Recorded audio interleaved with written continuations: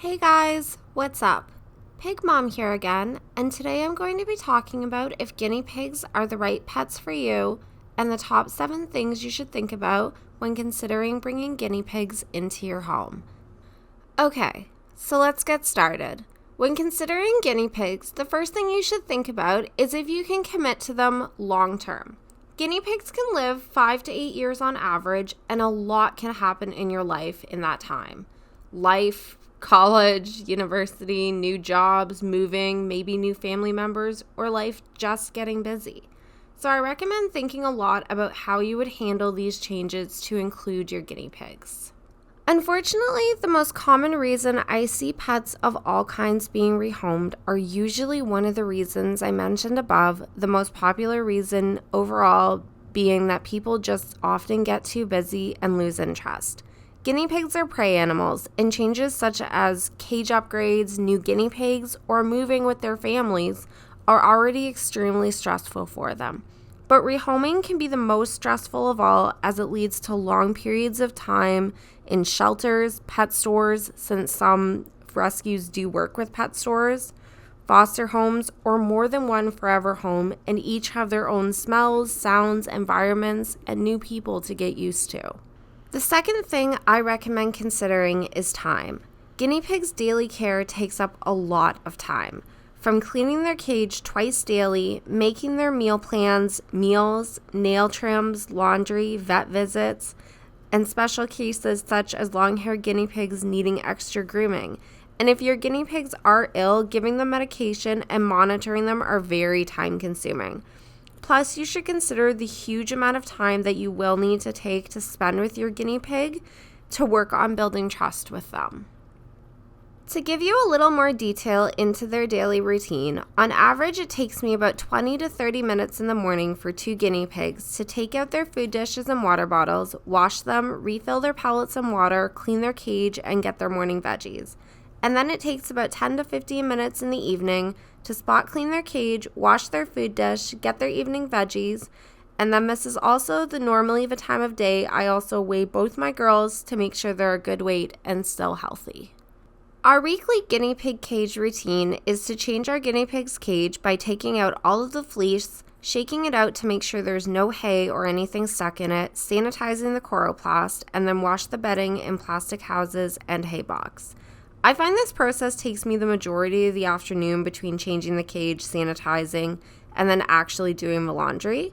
And this timing can also vary a little bit depending on your cage size and whether or not you have access to laundry in your home or you go to a laundromat.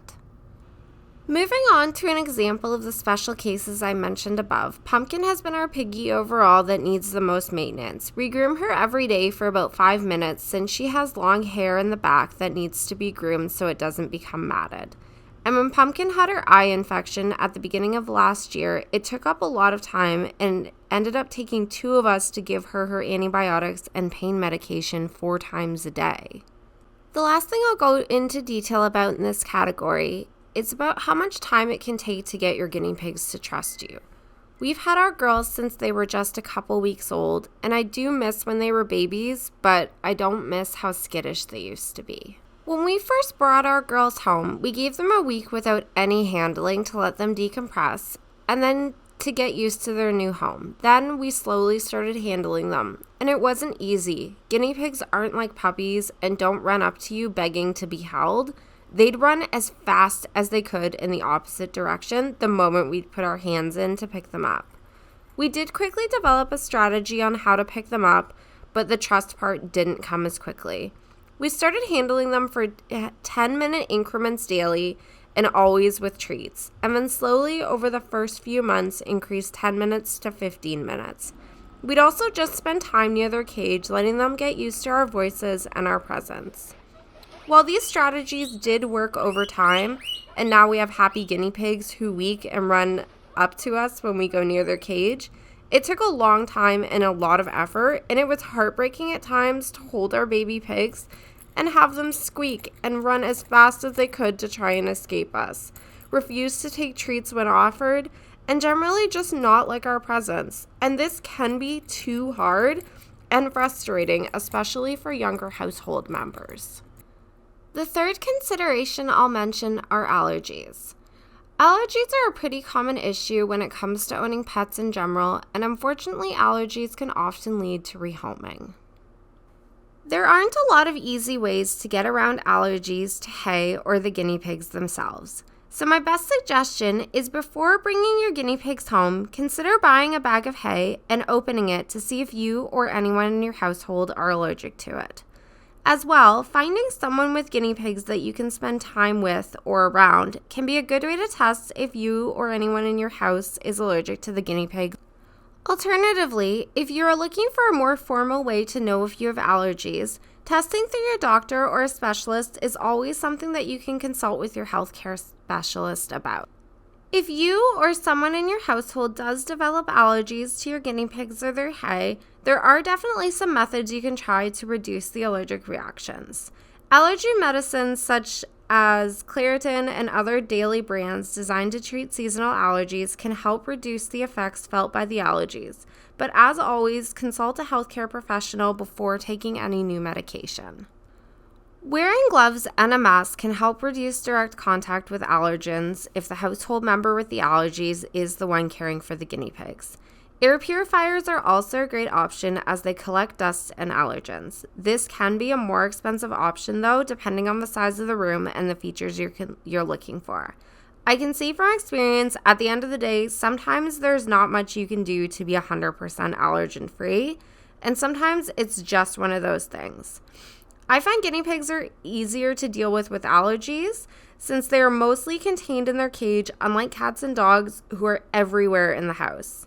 I always have allergy medication on hand, and I always have an allergic cream just in case of a reaction. The fourth thing you should consider before bringing guinea pigs home are other members or future members of your household, such as children or other animals. Unfortunately, I don't recommend having guinea pigs in the home with young children or predator pets such as cats, dogs, or other predators such as larger reptiles like snakes or the larger breeds of lizards. The reasons for this are that guinea pigs are extremely fragile with very tiny bones, and they can be difficult for young children to handle and increase the risk of them being dropped, which can be unfortunately fatal. They also don't like loud noises, and it can put them at an increased level of stress, which in some cases can cause heart attacks, stroke, or even death. And unfortunately, from experience, I can say it's extremely difficult to tell dogs or young children to be quiet in the house due to their level of cognitive development. And that's okay, but it definitely means more consideration before bringing guinea pigs into a household like this. I'll also note, if you do have guinea pigs in a household with young children, make sure you watch they don't accidentally feed the guinea pigs anything that is toxic. I've seen many times in guinea pigs forums in the past where children just don't understand and will feed a guinea pig something because naturally we want to share with our fluffy, weaky friends. And sometimes this can lead to a serious, expensive vet visit or death. Lastly, I'd honestly just recommend not bringing guinea pigs into the home if you have cats or dogs, purely for the reason that dogs and cats, as wonderful as they are likely to try and go after your guinea pigs. I see it all the time where the best precautions are taken, but doors get left open, mistakes happen, and predators' strong jaws and sharp teeth can fatally injure or kill a guinea pig in just a couple of minutes, and I wouldn't wish this trauma on anyone. Next, I recommend considering if you have enough space for guinea pigs. I went into detail about cages in one of my previous videos, so I recommend watching that if you need more details. But in short, guinea pigs need minimum of about 8 feet of space, and it has to be flat on the ground, as guinea pigs are not climbers, so vertical cages are not a good option. Currently, my girls have a 2x10 cage, which takes up 12 feet long of space by 2.5 feet wide. The minimum cage size for 2 female guinea pigs is 30 inches, which is 2.5 feet wide, by 60 inches, 5 feet long. But closer to the size of what my girls are in is what I recommend for 2 girls, especially if you are planning on adding a 3rd or a 4th down the road. The next thing I'll talk about is veterinary care. Exotic animals are often really difficult to find a vet for since most vets are only qualified to treat dogs or cats. So I recommend before bringing your guinea pigs home to look in your area and see what exotic vets there are and how far you may have to potentially travel. For example, I live in a more rural area and the closest exotic vet is over an hour away. And this is great for simple health issues, but if my girls need an emergency vet or more complicated treatment such as tests or surgery, we have to travel over 3 hours away to the nearest animal hospital. Next, I recommend researching the most common guinea pigs' illnesses, as identifying them early can often give your guinea pigs the best chances. Lastly, guinea pigs can get really expensive when it comes to their health issues, so I recommend putting away a little bit every month so those larger bills don't hurt as much. Finally, I'll talk about vegetables and hay. Guinea pigs need 1 metric cup of vegetables per pig every day.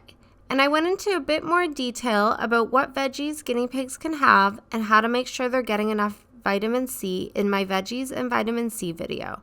But in 2023, this can be a bit costly. Thankfully, for buying hay, there are options such as Chewy and Amazon that can help reduce hay cost. As well, you can check your local area for farms that have Timothy hay and orchard grass. I do recommend, though, making sure they don't contain alfalfa. Most of the farms I checked in my area do contain alfalfa, since their hay is designed for goats, horses, and other large farm animals that don't have to worry about calcium levels.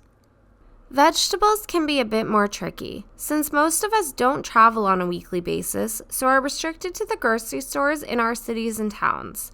Living in a more rural area, I do notice the difference in the price of fresh veggies and herbs compared to larger cities.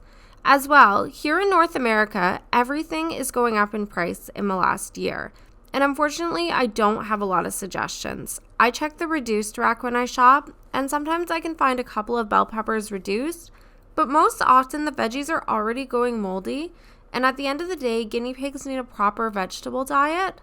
So I recommend if you aren't sure what your guinea pigs should eat, you can check out my veggies and vitamin C videos or do your own research. And then look at your local grocery stores to see how much you may spend on veggies for your guinea pigs. It should be noted guinea pigs should not have frozen vegetables ever, as guinea pigs' digestive systems are not designed to digest cooked vegetables, and some sources suggest freezing can reduce the amount of vitamin C in a vegetable. As well, hard crunchy veggies are really good for your guinea pig's teeth as well as their overall health. Anyways, guys, thanks for watching. Be sure to like and subscribe, and I hope this video has been able to give you some insight on whether guinea pigs are the right pets for your family or not.